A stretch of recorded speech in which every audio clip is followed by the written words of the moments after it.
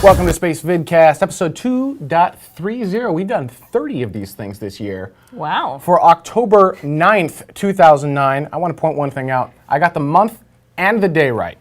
And the year. And the year, although I've been doing pretty good in the year.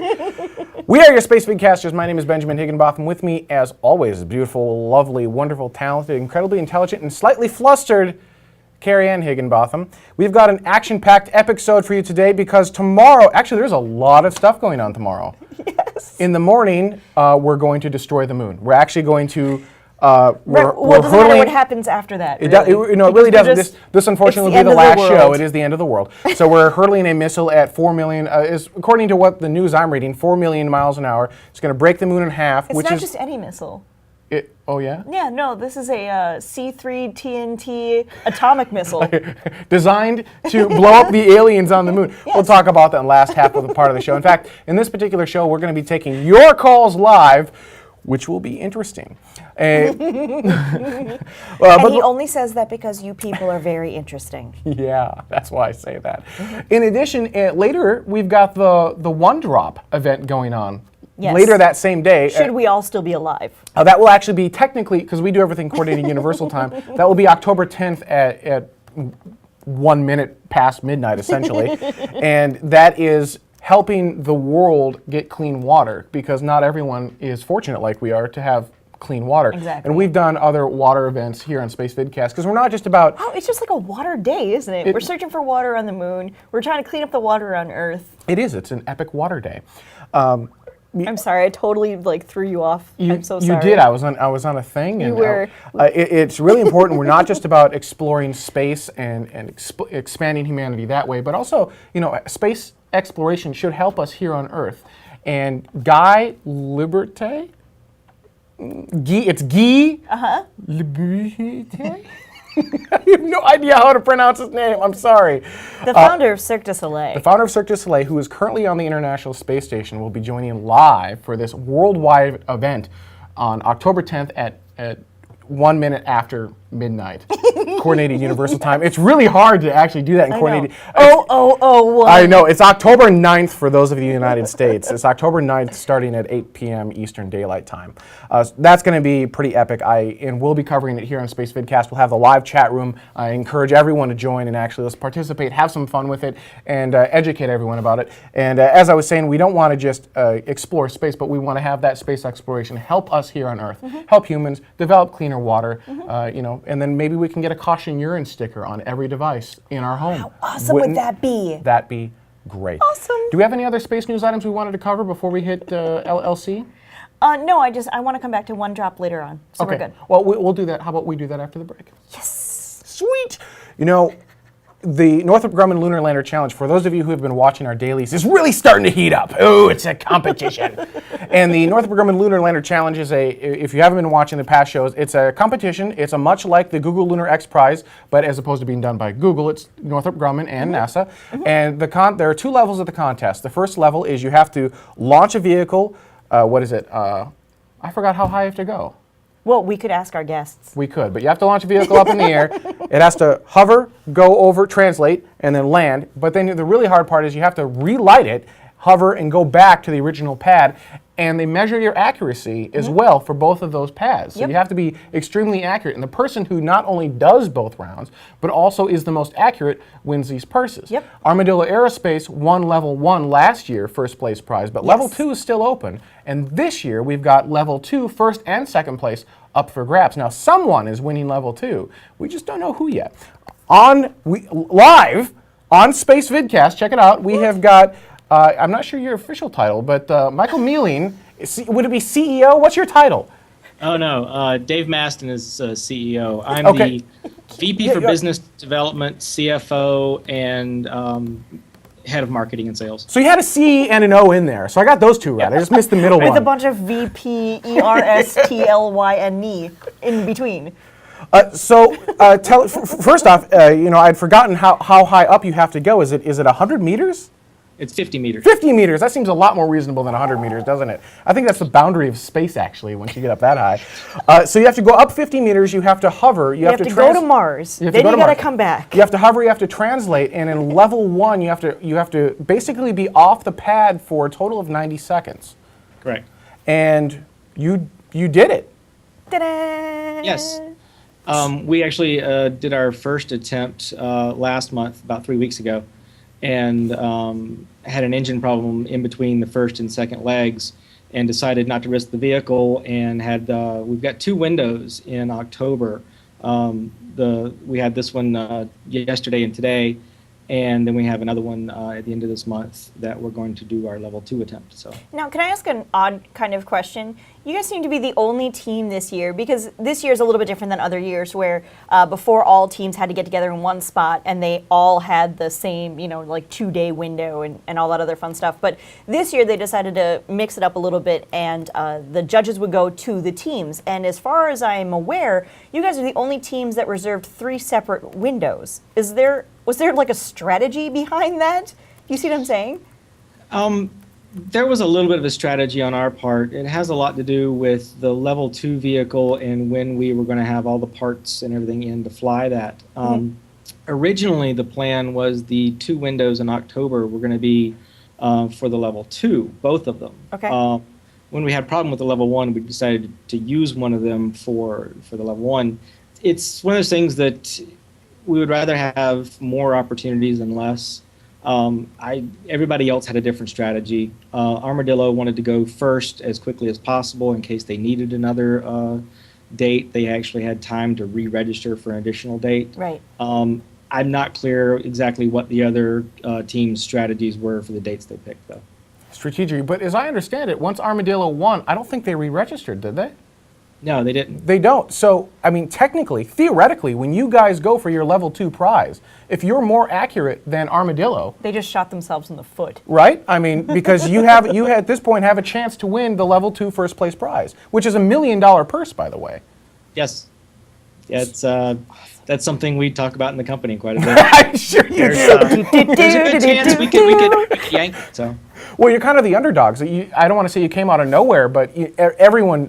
Okay, I don't want to say everyone because people in the space community pretty much know Armadillo, and pretty much people in the gamer industry kind of know Armadillo as well. But Masten Space, it kind of just boom out. I don't want to say out of nowhere, but where did you guys come from?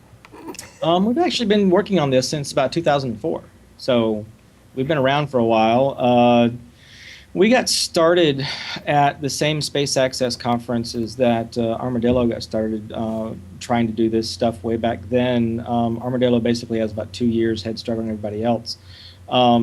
We kind of followed their same lead. We started out with peroxide, kind of abandoned that for LOX hydrocarbon. Been working on engines and systems for about 4 years now. So it takes a lot longer than you ever expect it to take, but eventually you can get it right. Would you say it's rocket science? Yes, it is. I would say it's harder than rocket science, Would Ben. Thanks for asking. So, did you expect to actually complete this year? I mean, were you confident that this was going to work the way you thought it would? Or did you think it would take this long? I mean...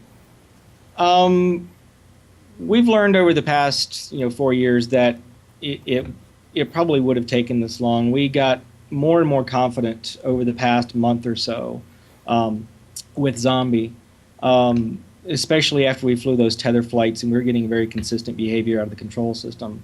As you saw in that first attempt back last month, we still had a few issues with the engine we were trying to work out. So once we actually got some tests of that new engine on the test stand over the past couple of weeks, we got more and more confident. Cool.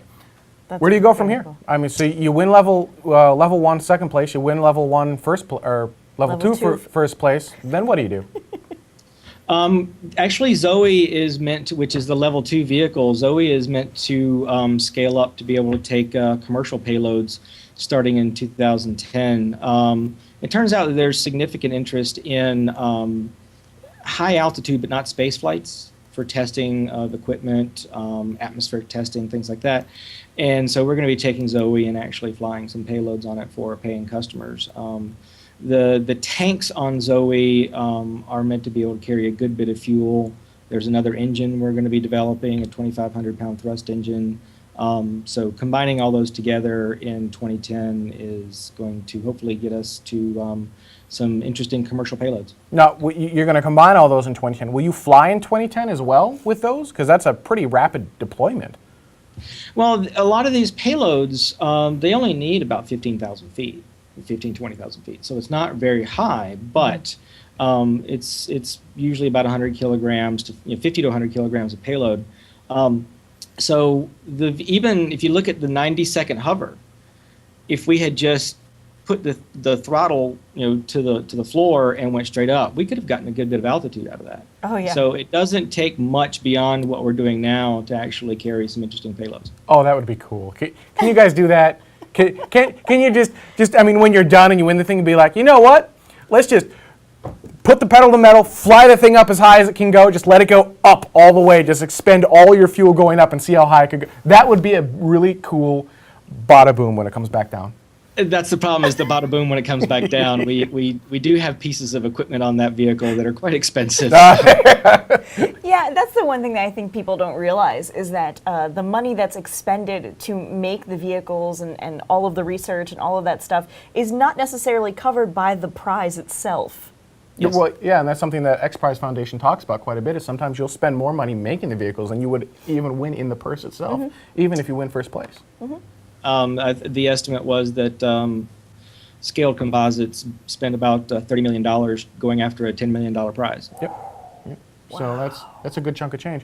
All right, what I'd like to do is bring on Ben, who I understand Ben actually flew the winning, well, a potential winner, because there are two other teams that qualifying. You won who flew the qualifying legs rounds of the Northrop Grumman Lunar Lander Challenge. Bring him on board. Can you give me a little bit of his background really quick? Ben came to the company about 2 years ago. Ben had an interesting story about how he actually got working for a space company in Mojave. Out of college, he decided that this was the job he wanted. Didn't know who to get it with, and basically came and lived in Mojave for about 6 months, walking around trying to find somebody to give him a job. And it's a very big desert too. It's a very big desert, and it's a very small town. So we ended up hiring Ben, and he's been project manager, one of the lead engineers on the vehicle for the past couple of years, and one of the people that I credit for getting us back in the air. Ben Awesome. and Ian are phenomenal. So. Well, we're going to let you go for now because we need to hang up with you in order to bring him on board. Sadly, yes. Absolutely. So we're going to do a nice little stall dance for just a Yay. moment while we Thank try to you, make that Michael. happen. But thank you very much for coming on, and good luck with the Level 2 challenge. It does.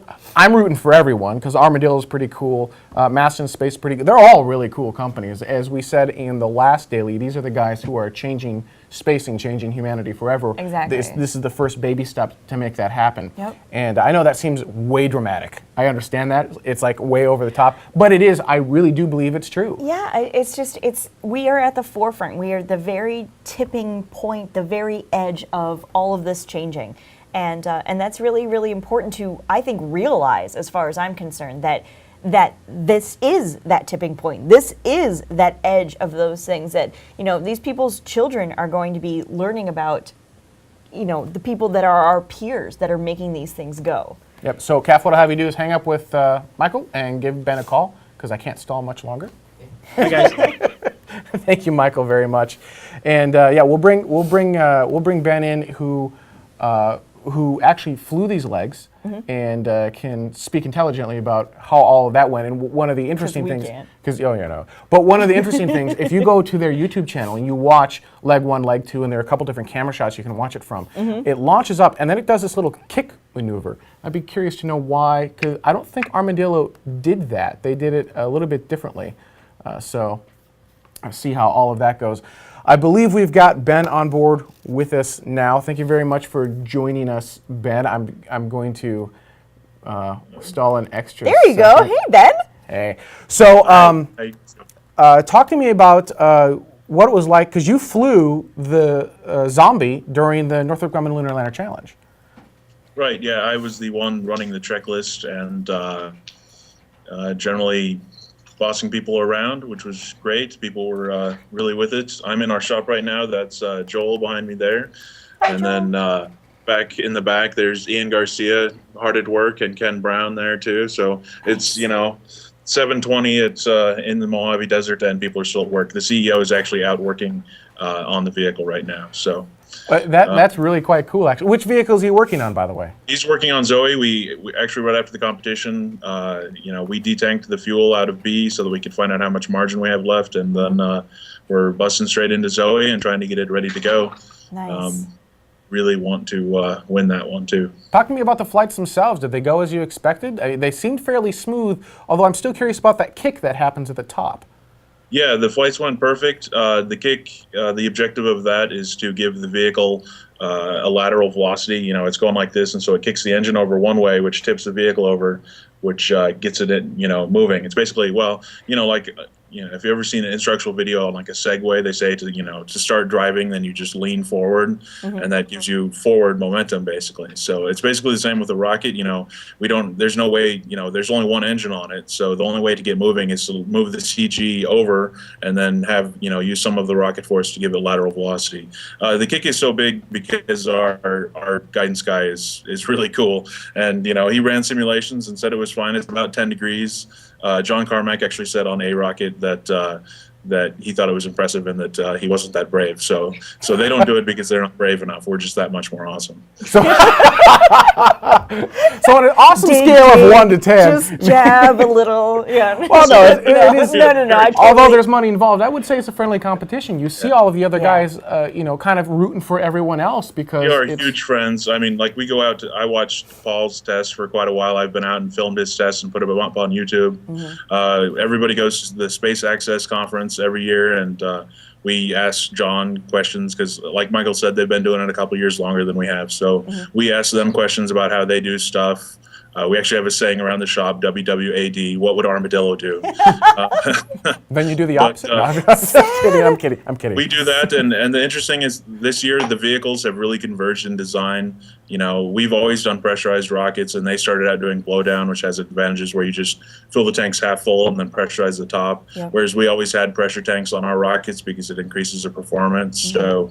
So we get that slightly better performance, and so this year they finally saw the light with that, and so they started doing that, and at the same time we saw, a whole bunch of this stuff is just completely useless, so we took it off, which is why B was able to do the performance. Originally B was only supposed to do about 30 seconds of flight, so over time we removed a bunch of stuff, we increased the performance and got it up into it can fly about 100 seconds with the 25 kilogram payload. That's the other requirement of the LLC that you guys didn't mention, is you also have to carry a 25 kilogram, 55 pound payload. Which is independent from the vehicle itself. It can't be part of the vehicle. Ours is actually just a large chunk of lead, and then the cameras are also included in that. So. Wait. Where did you get just a large chunk of lead? There's a scrap place down in Lead Rosamond, south of Mojave. And Is that dangerous or something? I suppose LOX is not exactly like. Never mind. I retract the question. They're working with rocket fuel, and you're worried about a chunk of lead? I'm sorry. It's the mother in me. Like, what are you doing with all that lead? Don't paint your room with it. I know. I'm sorry. So was there anything unexpected between trip 1 and trip 2? Leg 1 and leg 2? Sorry, can you ask that again? Oh, absolutely. Between leg 1 and leg 2, was there anything unexpected? Did anything go differently between the two legs? No, we had a bit of a snafu with our helium. We didn't carry as much helium with us as for the ground stuff as we should have been set up with initially. So that we had to swap some bottles out between the two, but we still had plenty of time. We probably could have gotten a third flight in if we really had to. Nice. Really, it was only the third and fourth free flight of that vehicle, but that was the 37th and 38th flights of the vehicle, if you count all the tether ones, which we do, because, there are launches just as well. So yeah, I mean, it was fairly well practiced at that point on our part, and it just kind of went according to plan. Some days are good and some days aren't. Well, this has got to be exciting. You're coming towards your near the end of the month. You guys are going to be doing another round where you're going to try to do the level 2 challenge.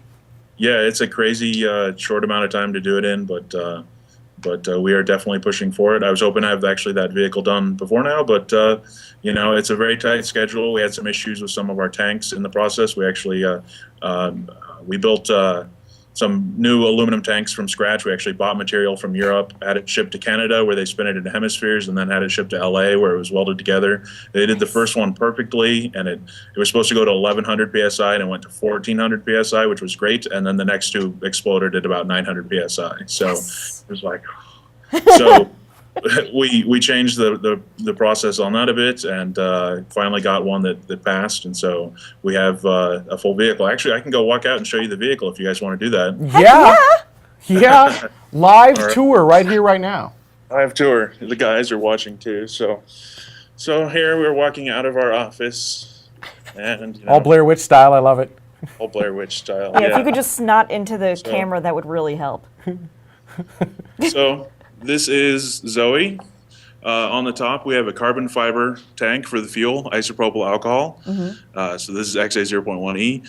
The sides have these two carbon fiber tanks that do the helium pressurant. They're off-the-shelf tanks. We pressurize them up to about 3,000 psi. And then this is really hard to do backwards. Yeah, I bet it is. bet. Oh, it's beautiful though. There is the LOX tank, which is an aluminum tank. It's covered with cryogenic aerogel insulation, and then aluminum foil over that. And then down at the bottom, there's a mount for the engine, and we just welded some stuff onto that today. And this vehicle has 3 landing gear rather than our other one had 4, so we went with 3. So they're a bit longer, but it cuts the weight down a little bit. And so basically, this one, all of the try to step the right way.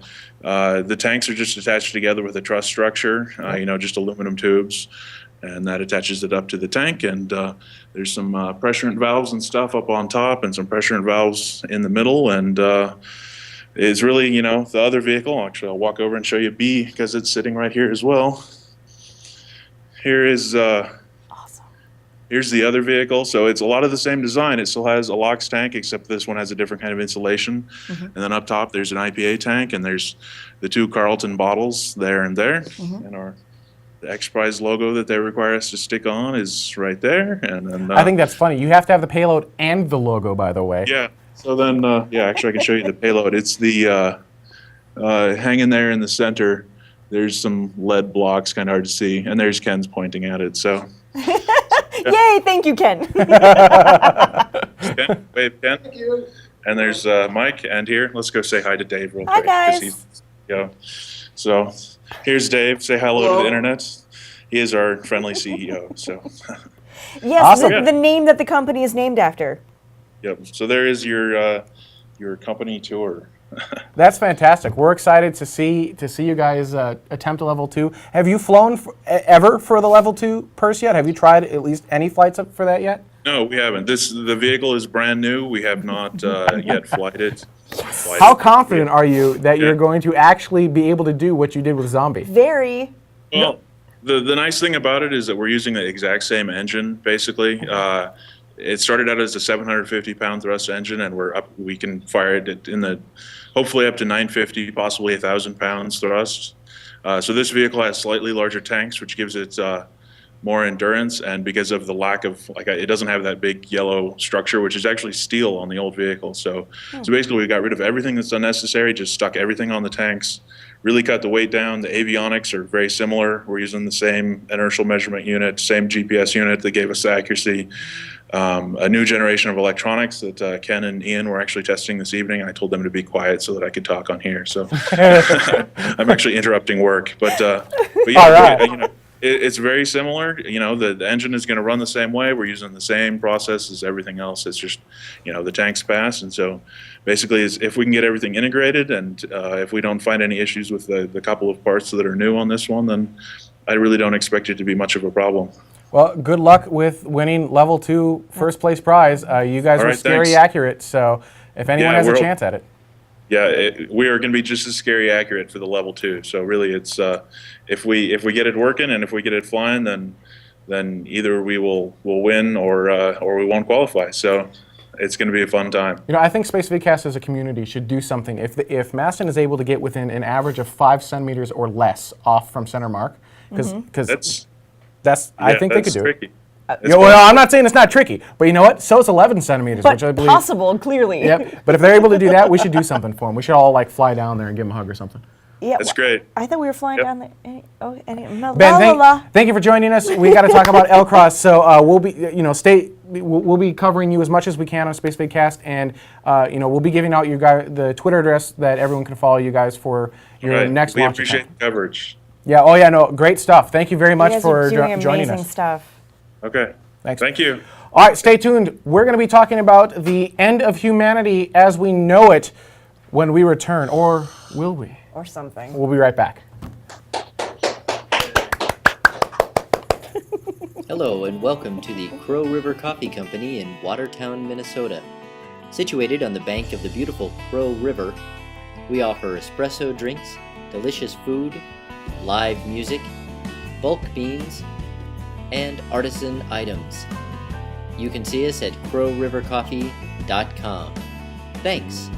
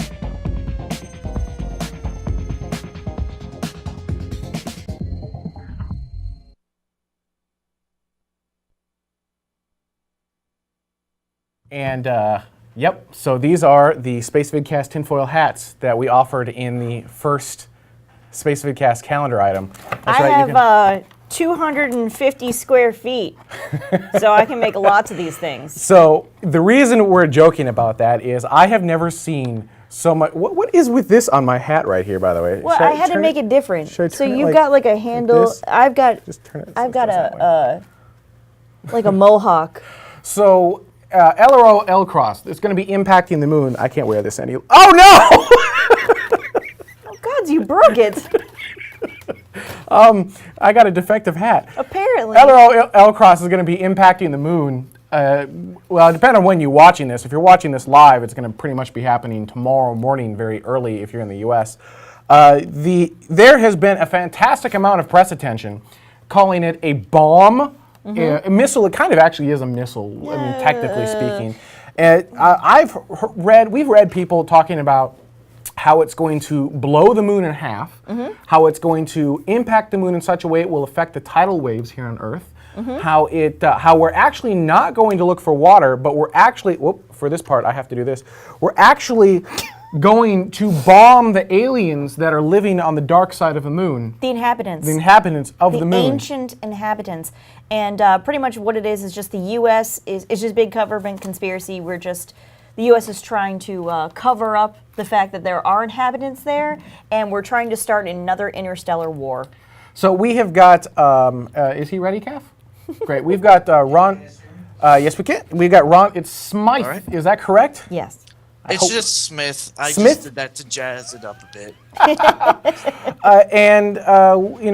Calling in, what's your take on the whole LCROSS thing? Do you think this is, we'll give our opinions later, but what do you think? Is this a necessary thing? Is this something NASA should be doing to begin with? Well, it's essential if you want to explore. The big future of exploration is going to be, I think it's ISRU, basically using the resources of the land. And one of those essential resources is water. If you want to explore, you need water because you can't launch water from Earth. It's prohibitively expensive. It weighs a lot, and frankly, if you want to be able to go other places, you don't want to have to launch fuel, and you can develop fuel from water. Excuse my crackling voice. But the question is, why at all? I mean, why are we even exploring the universe when we've got so many problems right here on Earth? Yeah, I didn't think I'd ask that question, did you? Actually, I did, but I got this one for you, sir. The fact of the matter is, Earth has a limited pool of resources. And if we are going to continue as a civilization to develop ourselves, we need to go out there and get those resources. We do have renewable resources like trees and plants, but when you mine things like aluminum, steel, those are finite resources on Earth. So if you want to continue to develop and actually not destroy your environment to get those resources, it is prudent to go out to other places. But the amount of energy required to not only go out and get these items, but then bring them back is astronomical. I mean, first off, we're going to have to leave Earth's gravity. Then the moon isn't going to be. You're talking about minerals that we're going to want to go to the near Earth asteroid belts to grab, and that's going to take additional fuel. And even then, why wouldn't we just send robots? So robots don't need water. Well, because one of the things is the human population is always growing. I can tell you this because right now I'm in a development class dealing with these problems. The fact of the matter is human beings are going to outgrow our planet at this current rate. Even if, we as Americans would stop our population, countries in Africa, India, for example, China, continue to expand. So the human population has to fundamentally either stop populating, which, looking at statistics, that's not going to happen, frankly. We could have massive plagues or wars, which I don't think any one of us wants. Or we find new places to live. We talk about Mars, the moon, but also things like L1, L2, Lagrange points. Actually, those are good places for human beings to start to develop, because when you talk about things like agriculture, you have unlimited sunlight. You have the ability, you don't have to re-enter these resources. You start to build your base. It's not just about what can we bring back to Earth. It's how do we create a network, a base, if you would, for people to live. Mm-hmm. So we're not talking just about Earth. Earth will get benefits, but in the entirety of the human race will, in fact, expand beyond the sphere of the Earth. When do you think that'll happen? Because I look at, we're going to do this one drop thing tomorrow, well, kind of the day, depending upon what time zone you're in. Right. And, we're going to be talking about how there's not enough clean drinking water for everyone here on Earth, which is, everyone thinks of the Earth as mostly water, but the amount of fresh water, the amount of drinking water is substantially smaller than that. So if that's the case, when do you think we're going to outgrow the current Earth's capabilities for maintaining our population, or have we done that already? Well, that's a big question that I'm actually addressing in my international development course. And the truth of the matter is, yeah, we probably have already outgrown it. So we're going to experience some pretty hard times. But then again, hard times do create opportunities. Because you look at Europe before it began expanding to the New World, and other places, it started to become disease-ridden. There were huge wars beforehand. But once they had stabilized and they started to expand, they reached a point where their economic development had stagnated. So in order to improve it, they went out and started to pull new resources, new areas, new ideas. And for your question about where we are, I would say we are early Renaissance.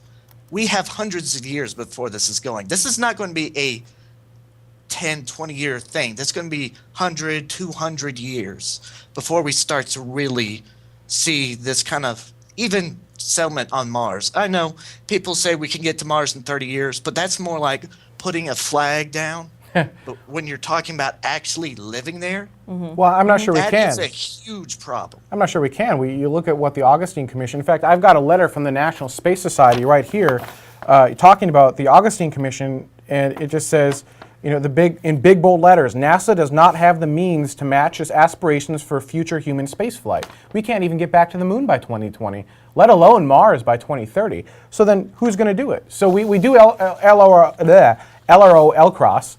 And we detect water on the moon. I think everyone's expecting to see water, vast amounts of water. Right. Well, and that's the key, is that huge amounts of water. Again, we know that there's water on the moon, but it's such in little quantities and et cetera, et cetera. It's negligible to a certain extent. A comet passes by and drops some ice off. That's not necessarily, well, I look really stupid with this, don't I? Yeah, I know. You're just looking at me like, yeah, huh? Crazy. Anyway, but that the moon itself holds water as opposed to just crap that's fallen down onto the moon. We're great. So we find this water, but then are we just pretty much finding water for another country to go and explore for us? I mean, who's going to actually put humans there? How is this going to make any difference? Well, there is one idea that the European Space Administration has floated in that we would finish Ares 1 and Ares 5 and that they would actually fund the lunar lander themselves. Kind of like how nowadays that we built the truss of the International Space Station, the shuttle, and they built components like the Node 2 or the human... I'm sorry, I'm tongue-tied right now. Not a RAPS. problem. But the idea, though, is really, do you want the big thing? I have to say I'm a direct supporter. Oops, sorry, guys. But you got to look at this of, well, is government mandated and led exploration the future? Now, people say, well, let's have commercial come in. That's also not the greatest idea because why would someone be paid... make money putting 4 people on the moon? I'm personally in support of government sponsored exploration where they create a commercial market like it's done right now for space station. We have an existing government resource and we actually use the commercial industry to supplement it. So let's say you have a medium launch rocket that goes to the moon. Then you can take a commercial provider like SpaceX or United Launch Alliance and use depots to supplement what you already have, which is a good thing because that's one of the big things that I think will be the future of exploration is depots. Because with that, you can diversify your rocket fleet. You don't have to have the United States just launching something. You can have Europe, you can have China, you can have India launch you fuel with a smaller rocket. And with that, it becomes a global thing. And when you have a global and economic diverse base, that's when you start to see a sustainable approach because it's not one person underpinning something. You have several legs to support this exploration. Well, that's a big vision because you're talking about space fuel depots of which we have exactly none in space today. It's an entire infrastructure that would need to be built up to support an industry that is having a hard time finding the profit. To be frank, you look at a bunch of other industries and they're built around when entrepreneurs are able to figure out how to make money at it. Right. In space travel, they're having a really hard time outside of geosynchronous orbit or just satellite insertion. Right. Outside of that, we're having a hard time finding profit in space. That's not to say there isn't one, but we're still trying to find it. So it's a big vision. I certainly hope that comes to pass. But well, one of the big advantages though that you have with a fuel depot is it isn't expensive. Like if you look at the current cost of a spacecraft per launch, the launch is only 1/10 the cost of what it makes to have a current satellite. So if you have fuel, that is relatively cheap to your launcher. And you don't need insurance because if it goes boom, you have another rocket launcher that could launch fuel, and you didn't waste millions or possibly $1 billion on a failed launch. Yeah, I mean, that is one of the things holding back space travel today is well, I have this huge soapbox I get on when it comes to propulsion, actually. Not just fuel, but the whole propulsion and how we've gotten from here to there and our lack thereof. But Ron, we're running out of time. Thank you for joining us, community member. And actually, you're all over in the space industry. You're on some pretty big forums out there, so we can where else can we see you online? NASAspaceflight.com is the big one, and I don't know if I'm still on with you because I think Firefox just crashed, but we got you. Can you? Okay. Basically, NASAspaceflight.com, and also, big thing for me with space is I go to Virginia Tech, and I'm going to actually try to get some of the stuff that they have going on here, because one of these big presentations I saw a few years ago is actually satellites using tethers to change their orbit, and that would be really cool, and I'm going to try to get that presentation. That would be awesome. That would be totally interesting. All right, Ron, thank you so much for joining us. Kath, do we have anyone else in queue, or are we good for the show? Because we're way over our time for this. Yeah, we are. This is a long show. We're good? All right. Thank you, everyone, so much for joining us. Just really quickly on LCROSS, set the record straight. It is a scientific mission. It is not going to blow a hole in the moon. It is not going to affect a tidal wave. There are no aliens that live on the moon. We don't need the moon's permission. The moon cannot speak to us. This is not going to affect astrology, which, by the way, is not science. It's not. No, I understand. The moon gets bombed by things much, much bigger, much, much faster, much, much harder than anything that we are going to be throwing at it. It will not be pushed off its axis. It will not be pushed off of its telemetry. It will not be pushed out of its orbit. It will not be pushed towards the Earth. It's not going to crash into the Earth. It's not going to affect the waves. It's not going to even affect women's menstrual cycles. None of those things are true. But again, in case you're wondering, we are still selling the tinfoil hats. Absolutely. $39.95 at spacevidcast.com. Just like so. And, if you guys could all, I realize we should have done the show a week ago, but if go out there, because big media out there, traditional media is being like, bombing the moon, NASA's going to impact, blah, blah, blah. Okay, well, yeah, they are making an impact, but they're turning this into a much bigger deal. The real big deal here, kind of as Ron mentioned, is if we're able to put humans on the moon, if NASA's able to fund the programs of human spaceflight, we need that water. We need the water for maintaining biology so we can live off of it. We need the water for fuel. We need water. It is the essence of life, of everything we do. And if we can find vast amounts of it on the moon, that changes everything. It becomes our stepping stone to us become a galactic civilization. We've been to the moon, we've stepped on it, but we've never been able to stay. And finding water allows us to stay. It's what lets us test. It changes everything. This is an incredibly important mission, and it should not be belittled by these stupid bombing the moon stories. And anyone who's setting up those Twitter accounts or anything else like that, you are setting humanity back, and frankly, you should be ashamed of yourself. So, there you go. But I'll gladly sell you one. I'll sell you a tinfoil hat if you want it. There's the end of that soapbox. Thank you so much for joining us. We're going to continue. This is going to be interesting. Normally, we post these shows on demand right after. However, there's a big day tomorrow. LCROSS Impact early in the morning. Then we've got one drop. It's the One Drop Foundation. It's Guy Liliberte. And then we've got, in between, we've got a couple of press conferences and whatnot happening from NASA. So all day long, we're going to continue on our live channel. So you are not going to see this video on demand for a little while yet. Stop back to our YouTube channel, stop back to Spacevidcast. It will become available, and then you can reread the calendar. But I'd like to thank everyone for joining us. Remember, we do these shows live every Friday at 2 o'clock a.m. Coordinated Universal Time. Bring your friends, come on in. Let's talk about space travel. Let's talk about making humans become a galactic civilization, galactic species, as it were, and take our rightful place out amongst the stars. Thank you for joining us. We'll see you next week.